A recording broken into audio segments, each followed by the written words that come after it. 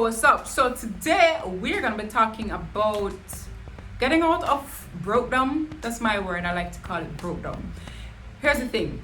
What I'm gonna do today, I'm gonna tell you, I'm gonna prove to you, I'm gonna show you that no matter your situation, if you're in a hole, if you are broke, like $100 in an account broke, not even US dollar, but Jamaican dollar broke, there is hope. You can get out of it. And I'm gonna show you exactly how I would get out of it if I only had $100 in my 100 Jamaican dollars in my bank account. I'll show you how I can get from broke to multimillionaire in probably a year.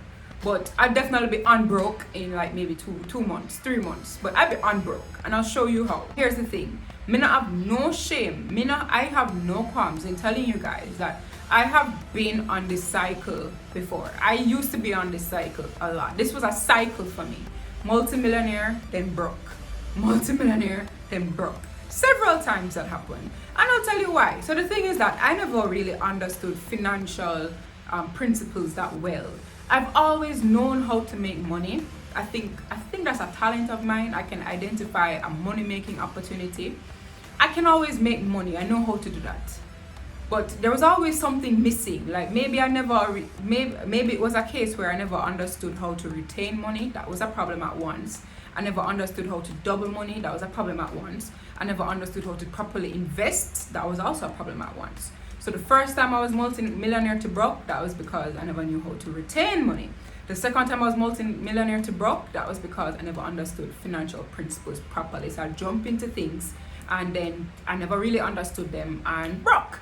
The next time would have been because I did not understand how to properly invest. So I would have used up my multi-millions and invest and broke. But praise the Lord, I have figured it out. You know, I'm off that cycle. I've been off that cycle for a minute. I'm grateful. So I'm going to show you how to avoid the mistakes I have made and to get yourself out of brokedom. It ain't cute, honey. Time to get unbroke.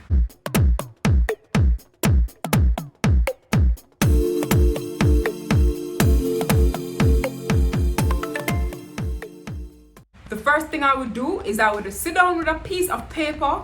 I would sit down with a pen. I would probably even sit down with a glass of wine. Hell, maybe even Ray and his nephew. I would sit down, make sure I'm calm. I would record my income and I'd record my expenses. And it's gonna take a minute because I need a proper comprehensive list of my expenses. Proper list, comprehensive list. If I buy one bag juice, me need for sleep on there. If I buy one tickets, me need for sleep on there. If I buy one stock, it need for sleep on there. Everything need for sleep on the list there because I need to assess where my money is going. The first step you need to take is to assess what's going wrong. You need to assess what the problem is. The only way you're gonna see what the problem is to assess income, expenses.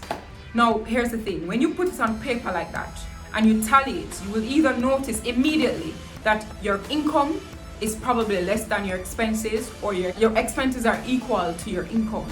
So if your income and expenses are equal, then you'll be living paycheck to paycheck. If your expenses are more than your income, you'd be in debt or you would be in the hole basically. So off the bat, you see what the problem is. I'd need to know that. Based on that, I would then need to say, all right, Anna, we need to either increase your income or we need to decrease your expenses. The easiest thing to do, which is what I would probably do at that point, and it's because I can do it instantaneously, I would reduce my expenses. Now, I'm no stranger to sacrifices. I don't mind making sacrifices, and I don't just talk the talk, honey, I walk the walk. If I say I'm gonna make a sacrifice, that's it, I'm doing it. But this is where a lot of people mess up, and this is where, to be honest with you, the Money Society starts with probably 35 members. I know it's down to maybe 25, and it's because, or maybe 28, whatever. There are probably 5 members who are not there anymore, and it's because sacrifices, you see that word, it's easier said than done. A lot of people will say they will make the sacrifices, but they probably will not follow through. So now if you're one of those people who, you will say you'll make the sacrifice, but you know you're not going to follow through, just be prepared. Spread your bed in brokedom, spread your bed in brokenness. That's where it's gonna be. That's where it's gonna stay. You have to make some sacrifices to get out of this situation. If you want to get out quickly, make some sacrifices. Listen, your apartment, if you live in a 2-bedroom apartment and it's you alone, meaning are you alone, even if you're married, listen, one body you have, right? You need one bed. You and your man need one bed. You and your woman need one bed. You don't need two beds. So if you have to make a sacrifice to get one bedroom, do it. People tell me all the time, like, oh my God, how you have a one bedroom, like how you do it, blah, blah, blah. It's simple. I have better use of my money. I don't need a two bedroom. I say it all the time, is one body my have, right? I probably can't entertain guests, which isn't a problem for me. I'm fine for right now, because when me done sprawl out my 21 bedroom house, me no want nobody comes in onto me. I'm still probably not gonna want no guests, but still, so it go. You have to make some sacrifices. Don't eat out as much. That's a luxury you have not earned. Don't get your nails done. That's a luxury you have not earned. You have to make sure you earn these things, and then you'll be able to spend on them. Pretty nearly gone, done. I'd cut the unnecessary expenses down to the bare minimum. I'd become a minimalist all over again, and a hardcore minimalist all over again. So increase your income and make sure you form a proper budget. That is the key to it all. A lot of experts again will tell you that the key to financial freedom is to make sure you pay yourself first. I don't believe that's the key to financial freedom. I believe the key to financial freedom is great budgeting. If you don't have a proper budget and you pay yourself first, you're gonna fall behind on your bills. You're gonna fall behind on your loans, and that's gonna wreck your credit history and all of that. So instead of saying, "Man, no business if JPS get paid or not, me I pay myself," why don't you just make a proper budget so that both can happen? You can pay yourself and JPS can get paid. Because for one thing, enough to ramp with is JPS. Because I don't know about you, time out, and me can do it without the fan or the AC. So make sure you do your budget so that you can pay yourself first. Next up is to build an emergency fund. Now, if you have read my book, you know, say this a girl I used to just ride on the edge, just catch on the edge, like my probably have good 2-3 years. But listen, I've learned. That was a previous life. I've learned, and I'm telling you so that you don't have to make my mistakes. Make sure you have an emergency fund, because two things. One, if something happens and you don't have any money that you can pay for this expense, for example, if you get sick, typhoid set, for you for just lay down on the bed and dead so is not a good look. Save a little money. Hello. Even if you have health insurance, critical illness insurance, some expenses will arise where you have to pay cash. Make sure you have some money in your rainy day fund. The next thing now is that if you don't have an emergency fund and something arises that you have to pay for example, a tire bus, you can't ignore that if you want to go work. So you're gonna have to pay for the tire, but you know what's gonna happen? It's gonna throw off your budget, because that money has to come from somewhere. So something is not gonna get paid. So make sure you have an emergency fund. So the next thing I'll do is to make sure I have an emergency fund. Just put a plan in place to build my emergency fund.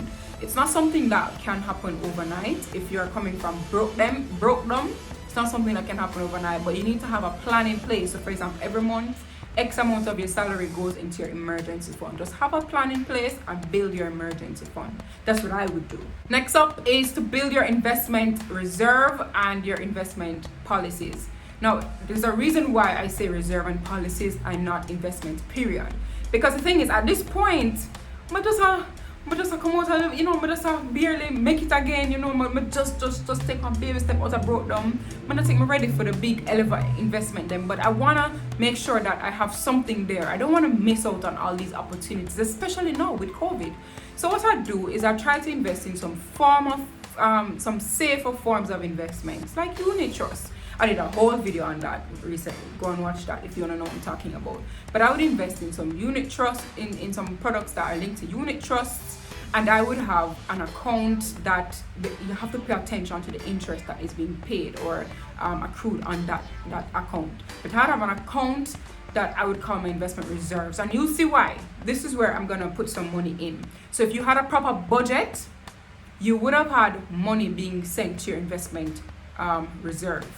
And if you don't know what I'm talking about, then honey, you need to go buy my book, The Big Bad Book of Everything. It's $3,500 plus delivery, and you can order via the link in my description box, or you can go to annapalomino.com, click books, and that's it. Now, you have your investment reserves going, and that's supposed to help you out, and you'll see why. Next up is more money time. So what you're gonna do is, this is the time for you to start establishing passive sources of income. Now, a passive source of income is basically income will come in and you don't have to do nothing too tough. Like in your bed and you make money same way type of a thing. I'm in my bedroom making money right now, type of a thing. Now, I would look to this because remember, we just start with life all over again. So our investment reserve will not have that much money in it right now. This is probably month 6 after, coming out of brokedom. We probably don't have that much money in our investment reserve. So we need to look to some forms of income that don't require as much startup capital. And that's usually passive. That's usually how passive sources of income work. So for example, you can write a book. It requires a whole bunch of effort up front, but after you put in that effort, after you put in that sweat equity, that's it. You just literally sit down and collect money after that. That's pretty much it. Or you can do a course, do some online courses. You sit down for a good amount of time, record some videos teaching somebody something, or pretend the camera is somebody, teach somebody something, and then you put it out. People just buy it. Like, we probably have a couple people buying it first month, second month, and it increases. But the idea is that you don't really have to do anything to get, you don't have to physically do anything continuously. It comes in. So at this point, we'll have some additional income coming in from our side hustle, which is a passive source of income. And we have our investment reserves being built at the same time from our 9-to-5 money. Remember? So right now, there's a little bit of hope right now. We're seeing some light right now.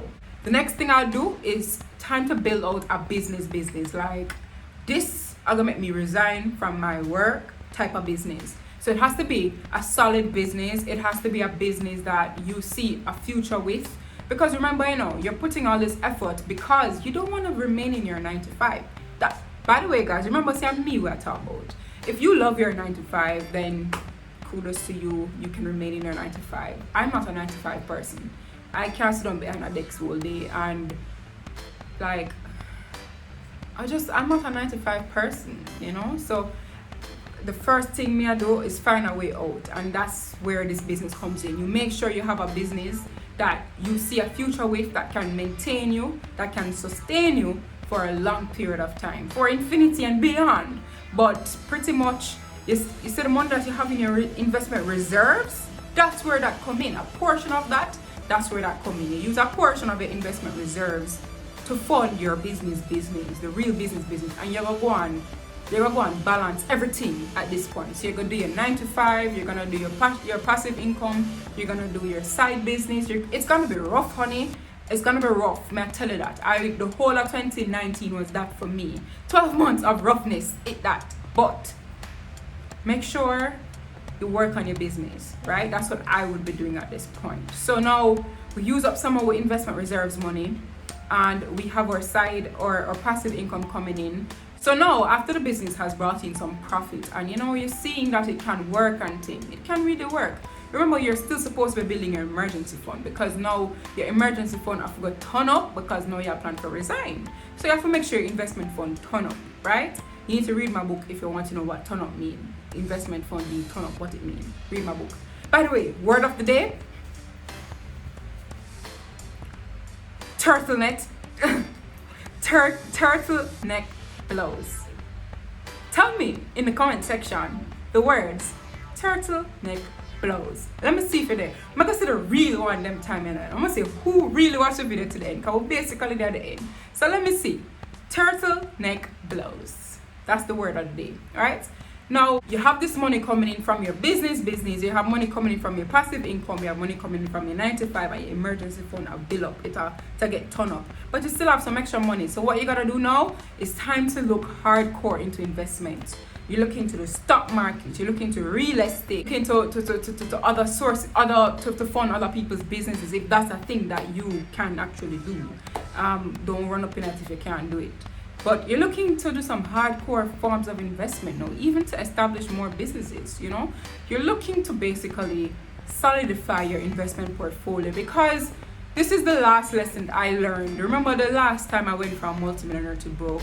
This is the last lesson I learned, and it was that if you want to not get broke again, then you need to know how to properly invest, and you need to make sure you invest.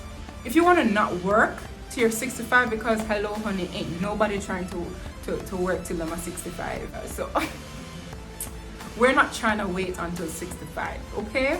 And if you want to not wait till 65, you're gonna have to make sure your investment portfolio turn up. By the way, I'm gonna do a video on this. I'm gonna guarantee you retirement before 65 if you do the things I tell you in the video. I'm gonna do a video on it. I'm gonna drop it soon. But you need to focus on your investment portfolio. That's what I would be doing if, you know, remember I'm still in this position, in the scenario. So I'd be focusing on my investment. I'd be hardcore looking into them. And I would spend time to understand what these things are. Because remember the last time I went from multimillionaire to broke, this was the reason. I invested in a whole bunch of shit. And that just was not right. So some of them worked out, some of them did not.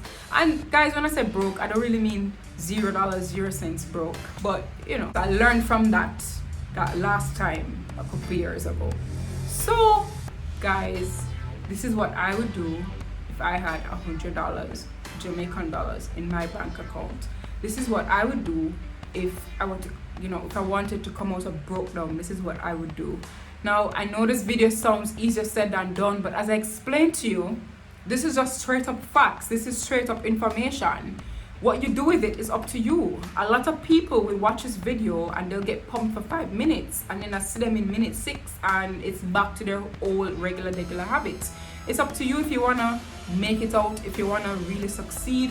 It's up to you. It's that one D letter word, and it is discipline. You have to make sure you have discipline. I can't have discipline for you.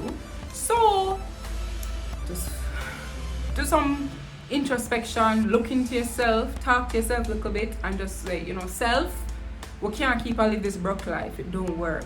And then you just put into play what I have said in this video.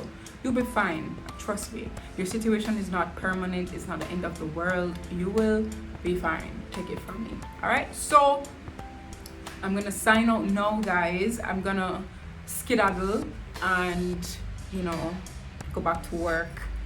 I'll see you guys in my next video. Bye.